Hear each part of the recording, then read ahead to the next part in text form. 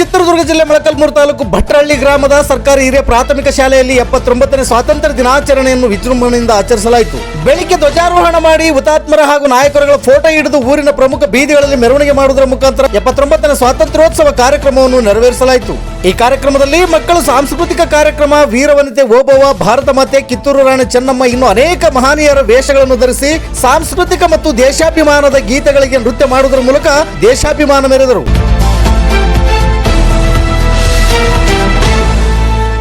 ಈ ಸ್ವಾತಂತ್ರ್ಯೋತ್ಸವ ದಿನಾಚರಣೆಯಲ್ಲಿ ಸರ್ಕಾರಿ ಶಾಲೆಯು ಯಾವ ಖಾಸಗಿ ಶಾಲೆಗಿಂತ ಕಡಿಮೆ ಇಲ್ಲವೆಂಬಂತೆ ಹಲವಾರು ವಿದ್ಯಾರ್ಥಿಗಳು ಆಂಗ್ಲ ಭಾಷೆಯಲ್ಲಿ ಸ್ವಾತಂತ್ರ್ಯೋತ್ಸವ ದಿನಾಚರಣೆಯನ್ನು ಕೊಂಡಾಡಿದರು.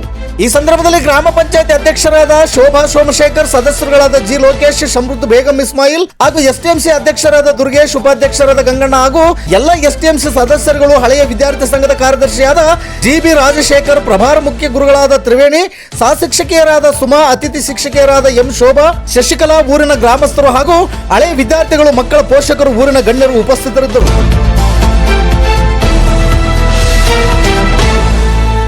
ವರದಿಗಾರರು ಸೋಮಶೇಖರ ಭಟ್ರಳ್ಳಿ. ಇದು ಗರುಡ ನ್ಯೂಸ್. ನಾನು ಮಲ್ಲೇಶ್ ಕಮತೂರು.